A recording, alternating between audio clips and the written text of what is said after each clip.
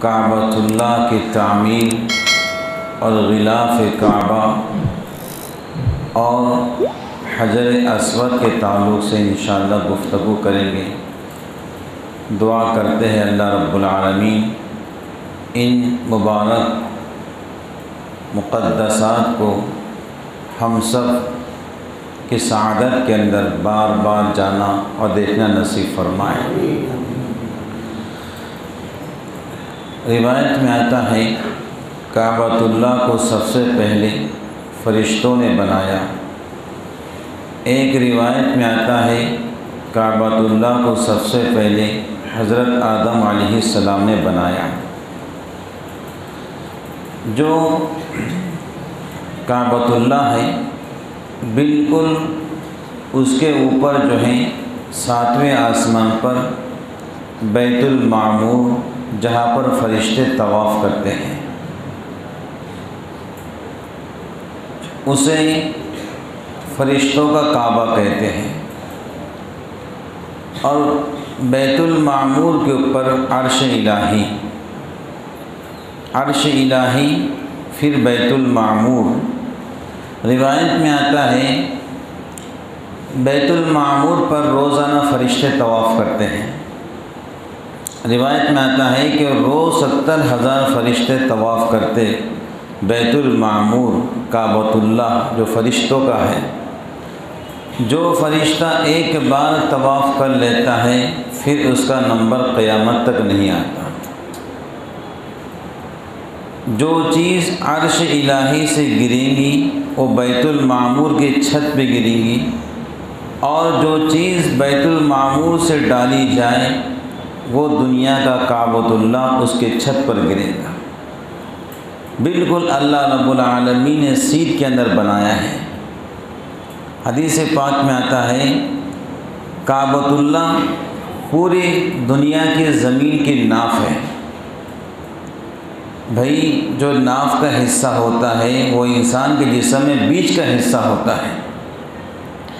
اللہ تعالیٰ نے کعبۃ اللہ کی زمین کو زمین کی ناف بنایا ہے، اور کعبۃ اللہ جہاں پر اللہ رب العالمین نے تعمیر فرمایا وہ پورے دنیا کے بیچ کا حصہ ہے۔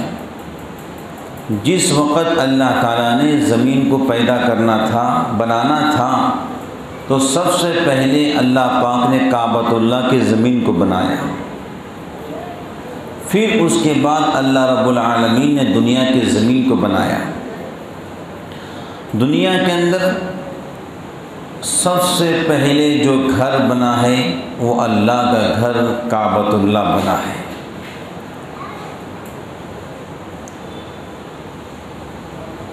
اور کعبۃ اللہ اتنا پرکشش ہے کہ دنیا کے لوگ جو سیرگاہ ہوتی ہے، تفریح گاہ، جو وہاں کے مقامات کو ایک بار دیکھ لے، 2 بار دیکھ لے، 3 بار دیکھ لے تو شاید ان کا دل بھر جائے۔ لیکن کعبۃ اللہ ایسی چیز ہے، ایک چھوٹا سا کمرہ ہے، انسان جتنی بار دیکھتا ہے تو انسان کو اس کے اندر حسن اتنی مرتبہ نیا نظر آتا ہے۔ بھائی انسان جوس کتنا بھی پی لے آخر اس کو پانی کی پیاس لگتی ہے، جوس سے کبھی پیٹ نہیں بھرتا ہے، آخر انسان پانی پیتا ہے۔ ایسے قرآن کریم جتنا پڑھا جائے اور آیتوں کو بار بار پڑھا جائے تب بھی انسان کا جی نہیں بھرتا ہے۔ ایسے کعبۃ اللہ ہے، جتنی بار دیکھو انسان کا جی نہیں بھرتا ہے۔ حضرت نوح علیہ السلام کے زمانے میں طوفان آیا، پورے دنیا کے اندر پانی بھر گیا، تو اللہ رب العالمین نے کعبۃ اللہ کے زمین کو اوپر کر دیا۔ پھر حضرت ابراہیم علیہ السلام سے کہا کہ تم نے کعبۃ اللہ کی تعمیر کرنا ہے۔ نشاندہی خود اللہ رب العالمین نے فرمائی فرشتے کے ذریعے کس مقام پر آپ نے ہمارے گھر کو بنانا ہے۔ معمار تھے ابراہیم علیہ السلام، مزدور تھے آپ کے لائق و فائق فرزند حضرت اسماعیل علیہ السلام۔ دونوں باپ بیٹے نے کعبۃ اللہ کی تعمیر فرمائی اللہ کے اشاروں پر اور اللہ کے حکم پر۔ ایک پتھر تھا جس کو ہم کہتے ہیں مقام ابراہیم۔ تو ظاہر سے بات ہے جب تعمیر اوپر چلتی ہے تو ہر معمار کو جو ہے کوئی چیز اوپر لگانا پڑتی ہے تاکہ دیوار کو اوپر چڑھایا جا سکے۔ تو جو پتھر تھا حضرت ابراہیم علیہ السلام نے اس پہ قدم کو رکھا، اللہ رب العالمین نے معجزے کو ظاہر فرمایا، جتنی دیوار اونچی بنتی جاتی وہ پتھر خود بخود اوپر چڑھتا جاتا، جب نیچے آنا ہوتا تو پتھر خود بخود نیچے آ جاتا۔ واللہ علی کل شیء قدیر، اللہ تعالیٰ ہر چیز پہ قادر مطلق ہے، یہ بات ذہن میں رکھیے۔ جو اللہ حضرت صالح علیہ السلام کے کہنے پر پہاڑ کے چٹان سے گابن اٹھنے کو نکال سکتا ہے، کیا وہ اللہ اپنے خلیل کے لیے پتھر کو چھوٹا بڑا نہیں کر سکتا ہے؟ تو وہ پتھر پر حضرت ابراہیم علیہ السلام کے قدم مبارک کے نشانات پڑ گئے، اوپر ہوتا تھا نیچے ہوتا تھا۔ اب اللہ رب العالمین نے حضرت ابراہیم علیہ السلام کے یاد کے اندر اس پتھر کو ایک جگہ فکس کیا ہے جہاں پر سنہری جالی لگا کر اس کا نام رکھا ہے مقام ابراہیم۔ واتخذوا من مقام ابراہیم مصلی۔ دیکھو اللہ تعالیٰ بڑے قدردان ہیں کہ ابراہیم علیہ السلام نے اللہ کی محبت میں، اللہ کی یاد میں اللہ کے گھر کو تعمیر کیا، تو اللہ تعالیٰ نے قیامت تک کے لیے آپ کی یادگار کو باقی رکھا کہ بھائی جو بھی انسان مقام ابراہیم کے پاس طواف کے بعد 2 رکعت پڑھ کر دعا کرے گا، اللہ اس کی دعا قبول کرے گا۔ انہوں نے قربانیاں اور اللہ کریم سے وہ محبت کی تھی، حج کے سارے ارکان ابراہیم علیہ السلام کی یاد ہے، خاندان ابراہیم کی یادگار ہے۔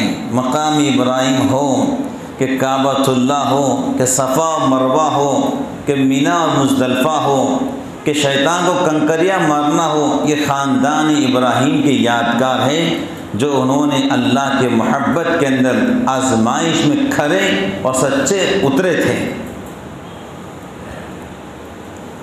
جب کعبۃ اللہ بن گیا تو اللہ تعالیٰ نے کہا ابراہیم ذرا آواز لگاؤ، کئی لوگوں کعبہ بن چکا ہے، حج کے لیے آؤ، طواف کے لیے آؤ۔ تو ابراہیم علیہ السلام نے کہا پیارے اللہ میں ایک بوڑھا انسان ہوں، میری آواز کہاں تک جائیں گی؟ وہ زمانہ جدید ٹیکنالوجی کا نہیں تھا جو آج کا زمانہ ہے، سیکنڈ کے بعد پوری دنیا کے اندر پہنچ جاتی ہے۔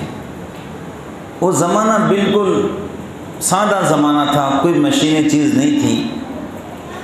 تو کہا پیارے اللہ میں آواز لگاؤں، آواز کہاں تک پہنچے گی؟ کہا ابراہیم آواز لگانا تمہارا کام ہے اور تمہاری آواز کو دنیا میں پہنچانا اللہ کا کام ہے۔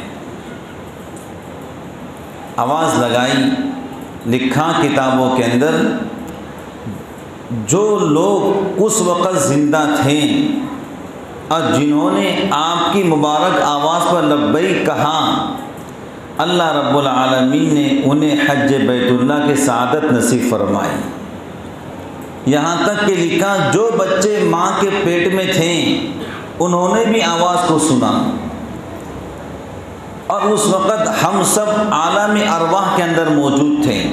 کتابوں میں لکھا ہے جتنے روحیں مسلمانوں کے عالم ارواح کے اندر موجود تھی جن جن کے روحوں نے جتنے بار لبیک کہا اللہ رب العالمین اتنی مرتبہ حج بیت اللہ کے توفیق عطا فرمائیں گے۔